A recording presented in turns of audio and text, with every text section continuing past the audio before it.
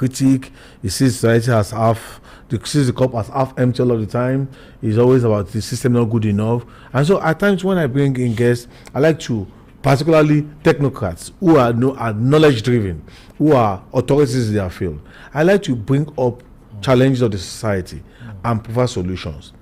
Like now, we know Nigeria unemployment is a serious problem. The other day I was looking at the statistics while preparing for a show.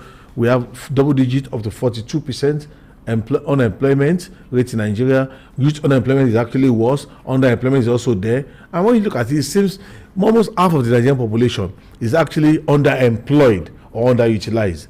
Now, how can the Nigerian nation? Now, I don't want you to bring government into this.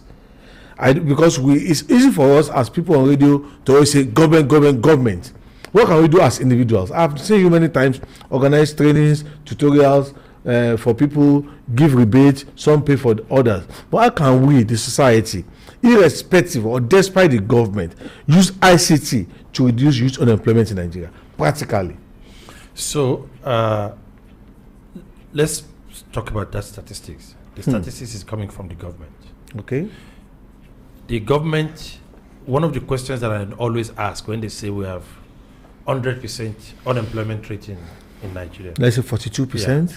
Let's say 42%. What is the employed or employment rate? It's gainful people are gainfully employed. Yeah, what is the employment rate? Can the government say these are the number of people that are employed by First Bank? By all the banks, all the companies. These are the number of people that are employed by Zenith Bank. These are the number of people that are employed by Vintage FM, and measure it together to know the actual number of employed people. Know? These are the number of people that finished university this year. Does the government know that?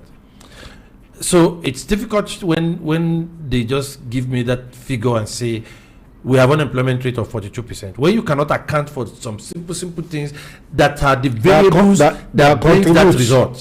So it might be correct, but you may not be too empirical. Exactly. They need to prove it beyond reasonable doubt. Exactly. So that's number one. Be that as it may, look, you can't work in isolation without the effort of the government. There's nothing you can. No matter how good intention we have. So if you were born today, you are not a human being until you are given a birth certificate. Who gives you the birth certificate? The government. The government.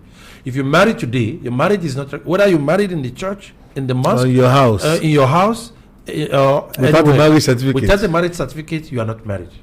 Right? If you buy a car, that car you cannot drive it without a car license. You are not a fully recognized driver. So government driver is important in all of this. So in every sphere of life, government is number one factor. Is what we call a dependent variable. Dependent variable. So government is what we call dependent variable. And it's what we call independent variable. That should not be changed. Yeah, independent variable. So we, the people, are actually dependent variable that depend on the government.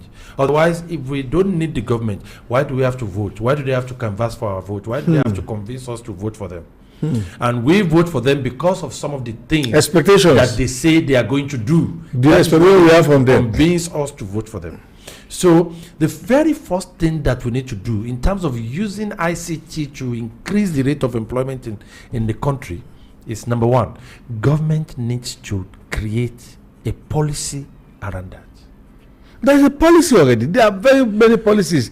The ICT policy, national ICT policy is there that is benchmark. I think there is also a policy on digital literacy and so on and so forth to introduce it at primary school level, secondary school level. But then all this, in my estimation, I see effort of people. The other time I had for my foundation, we had a training for digital literacy, and we got people to come and they came. But then on the long run, the poverty increases. On the long run, unemployment increases. So what do we need to do? That's number one challenge. There are different, and like we said earlier, or like we agreed earlier, there are fragmented database. It's more or less also like there are fragmented policy. There are proliferation of fragmented policies. Policies are just that do not collaborate. Policies are just everywhere. They are not even talking to each other. So even if they want to talk to each other, the government is not even encouraging them talking to each other. How do the government enforce the policy? So we have a situation in the country, and this is based on my observation of the country.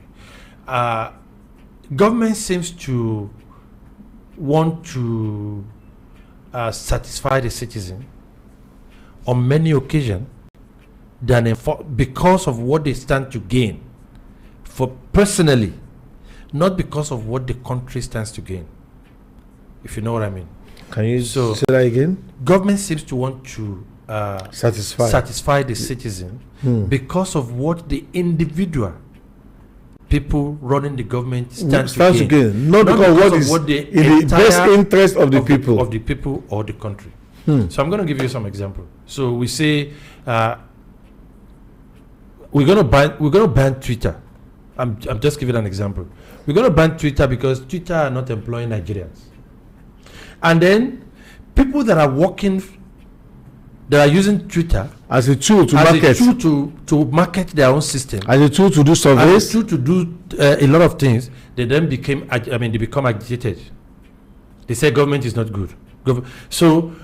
And then they start running various propagandas or various media onslaught on the government, and then government give up. They then say, these guys say we're not going to vote for you in 2027. You're going to come for our vote and this and that, because they started thinking about 2027 election. They will say, okay, let's leave them. Let's release Twitter. And then the reason why they want to do it is jettison. Employment of Nigeria. Things that we need to do in the country to make sure that we use ICT is that we need to start enforcing some things. We need to start making sure that we create Nigerian solution for Nigerian problems. There are a lot Nigerian solutions for Nigerian problems. There are a lot of we should domesticate our solutions to our problem. Because here's another thing. There are a lot of works, there are a lot of jobs in the banking sector. The bank can employ the banks in the whole of the country. They can employ all ICT graduates in Nigeria. If you're looking at how much they are spending to build their system outside the country. So, for instance, who should address that? You have spoken about that twice. Who should add them together? Because the National Assembly cannot solution to the problem that you are facing. So, if government says the government will be central to that discussion. Yeah, the independent variable. It's a dialogue. Yeah, that they must be present there. So, and they must have the interest of the people at heart. You can't know what is in it for them. You can't create an ICT policy without bringing the banks on board. So let's say NITDA go and create the ICT policies. Who are the people that wrote that policy? Who are those policies going to talk to? So you create an ICT policy to speak to do digital literacy in high school, in secondary school, but you don't understand the problems that the people in the secondary school are facing in terms of ICT. Let's round this up. I want to ask you this question. So now, for Nigerians to do well, we have realized the government Nigeria to do well, we have realized the government has to play what you call an independent role of an independent variable. The Nigerians are the independent variable. We must make laws to ensure that you keep mentioning the banking sector. There must be some